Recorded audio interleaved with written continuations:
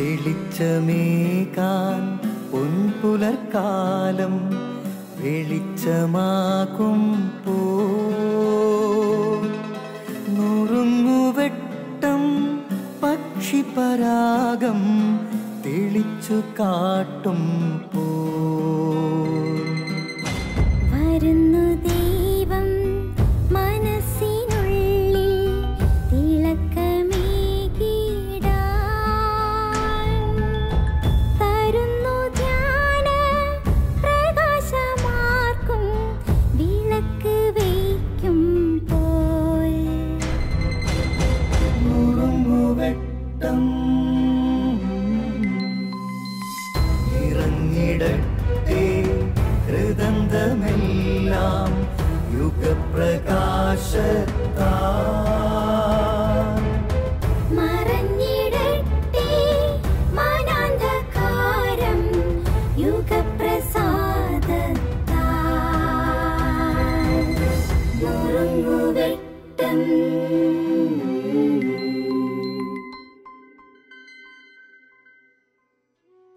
പ്രിയമുള്ളവരെ, വിശുദ്ധ യോഹന്നാന്റെ സുവിശേഷം 21-ാമത്തെ അധ്യായത്തിൽ യേശുവിൻ്റെ ശിഷ്യർ തിബേരിയൂസ് കടലിൽ മീൻ പിടിക്കാൻ പോകുന്ന ഒരു സംഭവം നമ്മൾ വായിക്കുന്നുണ്ട്. യേശുവിൻ്റെ 7 ശിഷ്യന്മാരാണ് മീൻ പിടിക്കാനായി തിബേരിയൂസ് കടലിലേക്ക് പോകുന്നത്. അവർ മിക്കവരും മുക്കുവന്മാരായിരുന്നു, വലിയ അനുഭവ സമ്പത്ത് ഉള്ളവരായിരുന്നു. അവർ രാത്രി മുഴുവൻ അധ്വാനിച്ചു. 7 പേർ രാത്രി മുഴുവൻ അധ്വാനിച്ചു.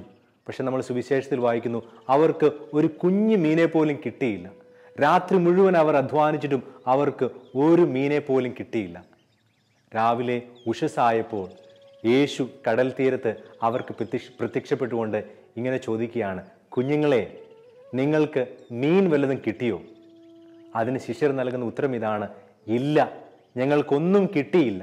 ഞങ്ങളുടെ കയ്യിൽ വെറും ഒരു കാലി വലയാണുള്ളത്. ഞങ്ങൾക്ക് ഒന്നും കിട്ടിയില്ല. We have an empty net with us. പ്രിയപ്പെട്ട സഹോദരരെ, നമ്മുടെ ജീവിതത്തിൽ എപ്പോഴൊക്കെയോ നമ്മൾ പറഞ്ഞിട്ടുള്ള ഒരു വാക്യമല്ലേ അത്? ഇല്ല, എനിക്കൊന്നും കിട്ടിയില്ല. ഞാൻ ഒത്തിരി അധ്വാനിച്ചു, പക്ഷേ എനിക്കൊന്നും കിട്ടിയില്ല. ഞാൻ ഒത്തിരി അധ്വാനിച്ചിട്ടും ജീവിതത്തിൽ എവിടെയും എത്തിയിട്ടില്ല. ഞാൻ ഒത്തിരി അധ്വാനിച്ചിട്ടും ഞാൻ ആഗ്രഹിച്ചതൊന്നും എനിക്ക് കിട്ടിയിട്ടില്ല. ഇല്ല, എനിക്കൊന്നും കിട്ടിയില്ല. എൻ്റെ കയ്യിൽ വെറും ഒരു കാലി വലയാണുള്ളത്. ആ കടൽ തീരത്ത് നിൽക്കുന്ന യേശുവിനെ ഒന്ന് കാണാമോ?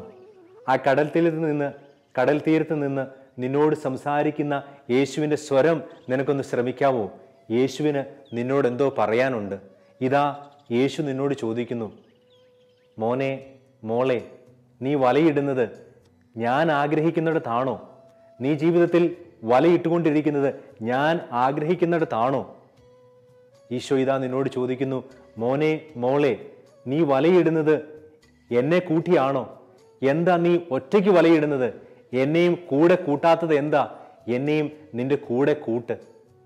ഇതാ യേശു നിന്നോട് ചോദിക്കുന്നു, മോനെ, മോളെ, നിന്റെ വലയിലെ ദ്വാരങ്ങൾ നീ കാണുന്നില്ലേ? ജീവിതമാകുന്ന വലയിലെ പാപത്തിന്റെ ദ്വാരങ്ങൾ നീ കാണുന്നില്ലേ? ആ ദ്വാരങ്ങൾ ആദ്യം തുന്നിച്ചേർക്കൂ, എന്നിട്ട് വലയിടൂ. ഇതാ യേശു നിന്നോട് ചോദിക്കുന്നു, മോനെ, മോളെ, നീ വലയിടാൻ പോകുന്നതിന് മുമ്പായി ആരെയൊക്കെയോ വേദനിപ്പിച്ചിട്ടില്ലേ? നിന്നെ ഓർത്ത് ആരൊക്കെയോ കരയുന്നില്ലേ? നീ കാരണം ആരൊക്കെയോ കരയുന്നുണ്ടോ? നീ ആരുടെയൊക്കെയോ കണ്ണുനീരിന്റെ കാരണമായി തീർന്നിട്ടുണ്ടോ? ആദ്യം പോയി ആ കണ്ണുനീരൊപ്പ്, എന്നിട്ട് വന്ന് വലയിട്. അവിടെ നിനക്ക് അനുഗ്രഹം ലഭിക്കും. നീ കണ്ണുനീരൊപ്പിയിട്ട് വന്ന് വലയിടാൻ തുടങ്ങും. വീണ്ടും യേശു നിന്നോട് ചോദിക്കുന്നു, നീ ഇപ്പോൾ വലയിട്ടുകൊണ്ടിരിക്കുന്നത് ഞാൻ ആഗ്രഹിക്കുന്നിടത്തല്ല. നിന്നെക്കുറിച്ചുള്ള എൻ്റെ സ്വപ്നം ഈ വഞ്ചിയേക്കാളും ഈ വലയേക്കാളും വലുതാണ്. എൻ്റെ സ്വപ്നങ്ങൾ നിന്നിൽ പൂർത്തീകരിക്കാൻ നീ അനുവദിക്കുമോ?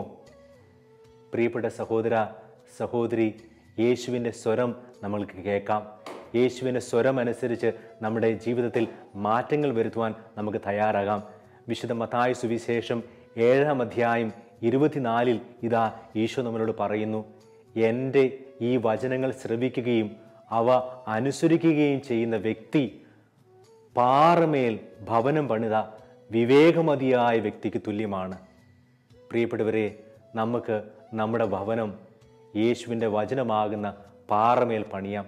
യേശുവിൻ്റെ ഭവനം, യേശുവിൻ്റെ വചനം അനുസരിച്ച് പാറമേൽ ഭവനം പണിത വിവേകമതിയായ വ്യക്തിക്ക് തുല്യമാകാം. നമുക്ക് യേശുവിൻ്റെ സ്വരം ശ്രവിക്കുവാനും അത് അനുസരിക്കുവാനും തീരുമാനമെടുക്കാം. ദൈവം നമ്മെ സമൃദ്ധമായി അനുഗ്രഹിക്കട്ടെ. ഉറങ്ങുവെട്ടം